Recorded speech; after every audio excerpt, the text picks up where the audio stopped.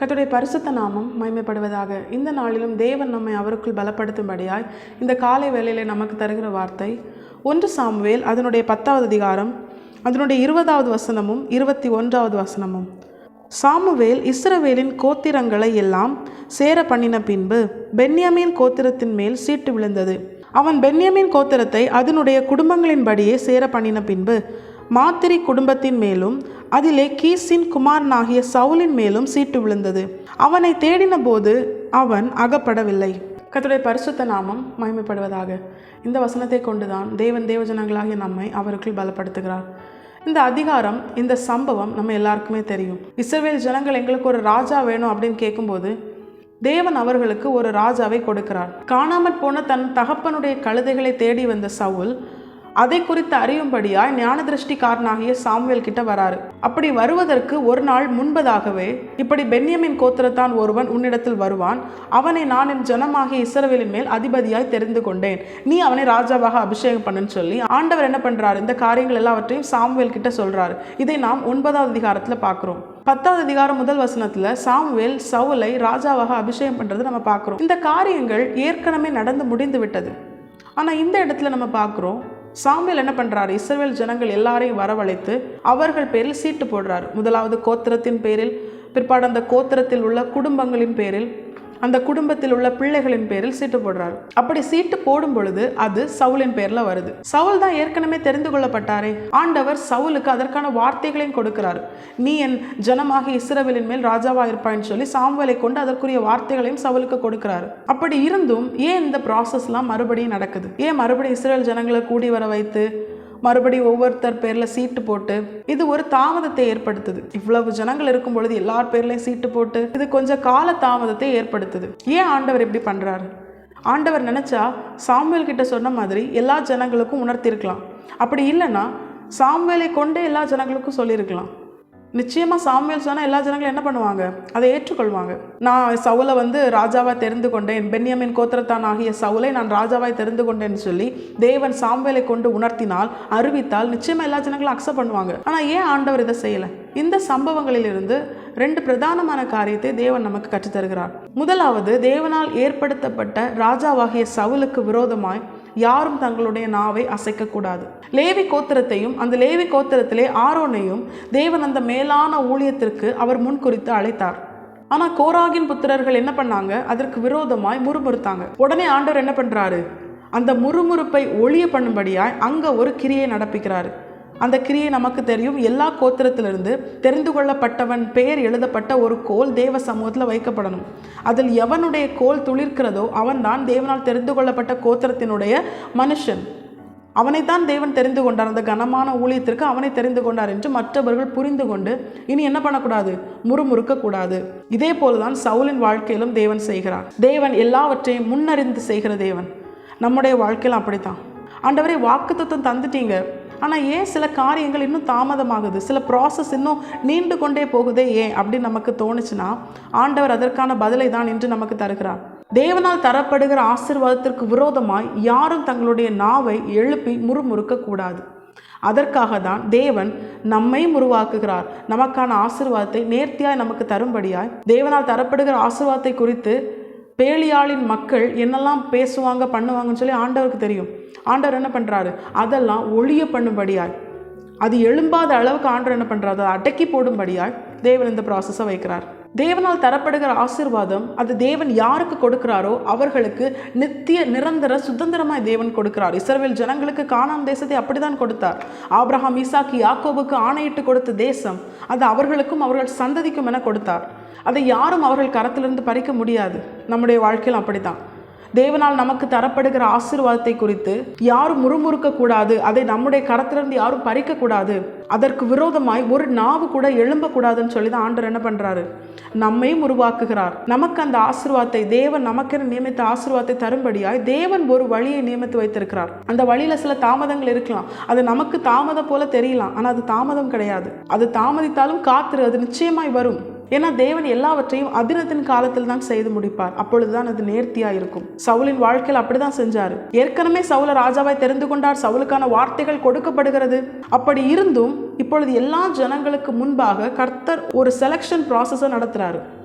அதுலேயும் யாரு தான் வரா?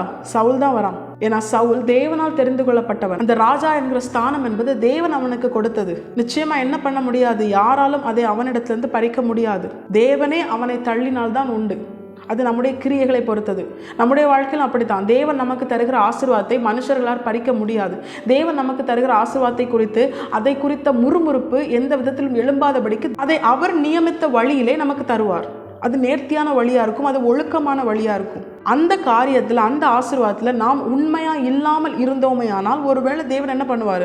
இஸ்ரவேல் ஜனங்களை கோபப்பட்டு சில காலங்கள் புறஜாதியாருடைய தேசத்தை துரத்தி விடுறது போல அந்த ஆசீர்வாதங்களை நம்ம கரத்துலேருந்து கொஞ்ச நாள் என்ன பண்ணுவார்? ஆண்டவர் பறிப்பார். மீண்டும் நம்ம மனம் திரும்பிட்டோம்னா நிச்சயமாக நமக்கு தந்துடுவார். அதற்காக தப்பு செஞ்சுட்டு மனம் திரும்புகிற அப்படிப்பட்ட பொல்லாத கிரியைகள் நம்மக்கிட்ட வெளிப்படக்கூடாது. தெரிந்தோ தெரியாமலோ ஏதாவது தவறு செஞ்சால் நிச்சயமாக நம்ம மனம் திரும்பிட்டோம்னா இனி இந்த பாவத்தை நான் செய்ய மாட்டேன் அப்படிங்கிற உண்மையான நிலையில் நம்ம மனம் திரும்பும் பொழுது தேவன் நம்மேல் மனம் இறங்கி நமக்குரிய ஆசீர்வாதத்தை நமக்கு தருவார். இந்த ஆசீர்வாதத்தை யாராலும் பறிக்க முடியாது. நித்திய நிரந்தர சுதந்திரமாய் தேவன் நமக்கு தருவார். 1வது வசனத்திலே அவன் அபிஷேகம் பண்ணப்பட்டான். ஆனால் 20வது வசனம் 21வது வசனம் வரும்பொழுதுதான் மற்ற ஜனங்கள் கண்களுக்கு முன்பதாக அவன் தெரிந்து கொள்ளப்பட்டவன் என்று அடையாளப்படுத்தப்படுகிறான். நம்முடைய வாழ்க்கையில் அப்படி தான். வாக்குத்தத்தம் கிடைச்ச உடனே ஆண்டவரே என்ன நீங்கள் இப்படிலாம் சொன்னீங்களே நடத்துங்க அப்படின்னு சொல்லி நம்ம என்ன பண்ணக்கூடாது? தேவனுடைய ஏற்ற காலம் வருவதற்கு முன்பதாகவே நம்ம அவசரப்படக்கூடாது. ஏற்ற காலத்தில் தேவன் நமக்கு தரும் பொழுது அது நேர்த்தியானதாய் மகிமையானதாய் தேவ நாமம் மகிமைப்படுகிறதா இருக்கும். நிச்சயமாக அவர் நமக்கு தந்த வார்த்தைகளை நம்முடைய வாழ்க்கையில் நிறைவேற்றுவார். அந்த வார்த்தைகளை அவர் நமக்கு தந்ததை நமக்கு எப்படி உறுதிப்படுத்தினாரோ அதே போல நம்மை சுற்றி இருக்கிற எல்லா கண்களும் அதை அறிந்து கொள்ளும்படியாய் நம்மை அதற்கு அடையாளமாய் நிறுத்துவார். அவருடைய அன்பின் அடையாளமாய் நம்மை இந்த உலகத்திற்கு முன்பதாக நிறுத்துவார். அவர் அன்பை விட பெரிய வாக்குத்தத்தம் ஆசீர்வாதம் ஒன்றுமே கிடையாது. தேவன் அன்பாகவே இருக்கிறார். அவரையே நமக்கு தந்திருக்கிறார். அவர் நம்முடையவர், நான் என் நேசருடையவள், என் நேசர் என்னுடையவர் என்ற வசனம் நம்முடைய வாழ்க்கையில் அது நமக்குரியதாய் இருப்பதை தேவன் அடையாளப்படுத்தி காண்பிப்பார். நம்மை உயர்த்தி அவர் மகிமைப்படுவார். நாம் தேவனுடையவர்கள் என்று மற்றவர்கள் அறிந்து கொள்ளும்படி செய்வார். இதுதான் முதல் காரியம். 2வது என்ன தெரியுமா? தேவன் சொன்னதை தேவனே செய்து முடித்தார். தேவன்தான் சவுலுக்கு வாக்குத்தத்தம் கொடுத்தார். அதை ஏற்ற காலத்தில் செய்யும்படி அவர் சில காரியங்களை ஒழுங்கான ஒரு வழியில் அதை செயல்படுத்தி சவுலை தான் தேவன் தெரிந்து கொண்டார் என்று சவுலை அடையாளப்படுத்தி தேவன் மற்றவர்களும் அறிந்து கொள்ளும்படி செய்தார். இதை தேவனே செய்வார். இதுதான் பிரதானமான காரியம். நம்முடைய வாழ்க்கையில வார்த்தையை தந்தது தேவனானால், சாமுவேலை கொண்டு சவுலுக்கு வார்த்தையை கொடுத்தது தேவனானால், சாமுவேலை கொண்டு சவுலை அபிஷேகம் பண்ணினது தேவனானால் நிச்சயமாய் அதை செய்து முடிப்பதும் தேவன் தான். சீட்டு போடுற ஒரு காரியம் அது தேவன் யாரை செலக்ட் பண்ணுறாரோ அதுதான் வரும். தேவனுடைய சித்தமானது மட்டும்தான் அதில் நடக்கும். ஏன்னா அதில் மனுஷ பலன் எதுவுமே கிடையாது. அது தேவன் எதை முன்குறித்தாரோ, தேவன் திட்டம் பண்ணினாரோ அதுதான் கிடைக்கும். நம்முடைய வாழ்க்கையிலும் நம்மை குறித்து தேவன் நமக்கு தந்த வாக்குத்தத்தம், நம்மை நம்ப பண்ணின வார்த்தைகள், நம்முடைய சிறுமையில் நமக்கு ஆறுதலாக இருந்த தேவனுடைய வார்த்தைகள் நிச்சயமாக நம்முடைய வாழ்க்கையில் நிறைவேறும். அதை கர்த்தரே செய்து முடிப்பார். வார்த்தையை தந்தது தேவனானால் அந்த வார்த்தையை நிறைவேற்றுவதும் நம்முடைய தேவன்தான். மனுஷ கரத்தில் அல்ல, தேவன் கரத்தில் இருக்கிறது நம்முடைய வாழ்க்கை. வார்த்தையை பரலோகத்திலிருந்து வானங்களை திறந்து நமக்கு தந்த நம்முடைய தேவன் நிச்சயமாய் அதை யாரை கொண்டு செய்ய வேண்டும் என்று அவர் அறிந்திருக்கிறார். நம்முடைய தேவன் அறிவார். நம்முடைய வாழ்க்கையிலும் ஒவ்வொரு நாளும் கர்த்தர் தம்முடைய வார்த்தையை தந்து நம்மை பலப்படுத்தினார்.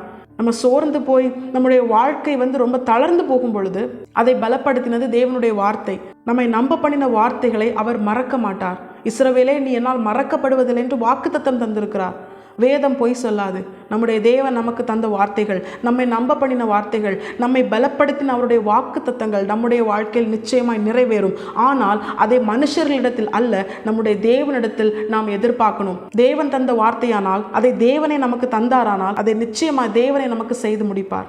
எந்த நிலையிலும் நம்மை கைவிடவே மாட்டார். வானமும் பூமியும் ஒளிந்து போனாலும் தேவனுடைய வாய்ந்து புறப்பட்ட ஒரு வார்த்தையின் எழுத்தாகிலும் எழுத்தின் உறுப்பாகிலும் ஒளியாது என்று சொன்னவர் அதை நிச்சயமாய் அவருடைய ஏற்ற காலத்திலே நேர்த்தியாய் நிறைவேற்றுவார். நம்ம என்ன பண்ண வேண்டாம், மனுஷங்க கிட்ட போய் உதவி கேட்க அவசியமே இல்லை. மனுஷங்களுடைய தயவு நமக்கு எந்த விதத்தில் என்ன இல்லை, நமக்கு தேவையில்லை.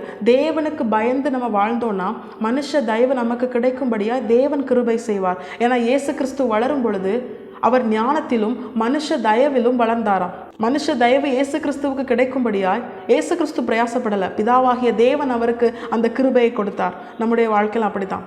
தேவன் நமக்கு ஒரு வார்த்தையை தந்து நம்மை நம்ப செய்தாரே ஆனால் அந்த வார்த்தையை நிச்சயமாக நம்முடைய வாழ்க்கையில் அவரே நிறைவேற்றுவார். அதனால் நம்ம என்ன பண்ண வேண்டாம், யாரிடத்திலும் எந்த காரியத்தை எதிர்பார்க்க வேண்டாம். தேவனையே நோக்கி பார்ப்போம். தேவனுடைய இருதயத்திற்கு ஏற்றவர்களாய் தாவீதை போல அவரையே நோக்கி பார்த்து, அவரையே சார்ந்து, அவரையே அடைக்கலமாய் கொண்ட தேவஜனங்களாய் நம்முடைய வாழ்க்கையில் நாம் வாழ்வோமே ஆனால் நிச்சயமாய் சவுலின் வாழ்க்கையில் நடந்த இந்த காரியங்கள் நமக்கு ஒரு அடையாளமாய் தேவன் கொடுத்திருக்கிறார். வார்த்தையை தந்த தேவன் அதை ஏற்ற காலத்தில் நாம் சுதந்திரிக்கும்படியாய், நித்திய நிரந்தர சுதந்திரமாய் நாம் சுதந்திரிக்கும்படியாய், அதற்கு விரோதமாய் தேவனால் நமக்கு தரப்பட்ட வாக்கு தத்தத்தின் ஆசீர்வாதங்களுக்கு விரோதமாய் ஒரு நாவும் எழும்பாதபடிக்கு தேவன் என்ன பண்ணுவார்? அது சரியான நேரத்தில் சரியான நிலையிலே அவர் நியமித்த வழியிலே அதை நமக்கு தருவார். அது நேர்த்தியான வழி. அந்த வழியில் என்ன இருக்காது? எந்த விதமான மாறுபாடான காரியங்களும் இருக்காது, ஏமாற்ற காரியங்கள் இருக்காது. தேவன் செய்கிற காரியங்கள் நேர்த்தியாக இருக்கும். தேவன் செய்கிற காரியங்கள் ஒழுங்கான வழியில் நமக்கு தேவன் ஆசீர்வாதங்களை தருவார். அதை அவரே தருவார். அப்படி தரும் பொழுது அதில் முறுமுறுப்பு இருக்காது, மற்றவங்க அதை பறித்து கொள்ள முடியாது, மற்றவங்களுடைய எரிச்சல் அதில் இருக்காது. தேவன் அதை ஆசீர்வாதமாய் தருவார். முறுமுறுப்பை எல்லாம் அடக்கி போடுவார். அது மாத்திரமல்ல, வார்த்தையை தந்தது தேவனானால் அந்த வார்த்தையை நிச்சயமாய் தேவனே முன்னின்று நமக்காக செய்து முடிப்பார். இஸ்ரவேல் ஜனங்களை செங்கடலுக்கு முன்பதாக பாளையம் இறங்க வைத்தது தேவனானால் அந்த செங்கடலை பிளந்து அவர்களுக்கான வழியை உண்டு பண்ணுவதும் தேவனுடைய கரத்தினால் மட்டுமே முடியும். அதனால் நம்ம என்ன பண்ணக்கூடாது? இஸ்ரவேல் ஜனங்களை போல முறுமுறுக்கக்கூடாது. மோசையை போல தேவனை நோக்கி பார்க்கிற பிள்ளைகளாக இருக்கணும்.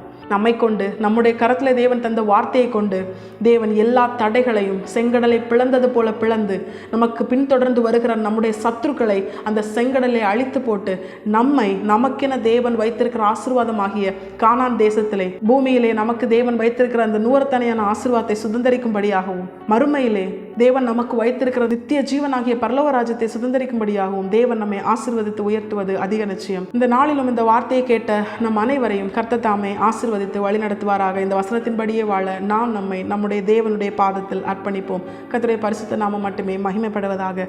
மாராநாதா, இயேசு வருகிறார். ஆயத்தமாகவும் பிறரை ஆயத்தப்படுத்துவோம். ஆமென்.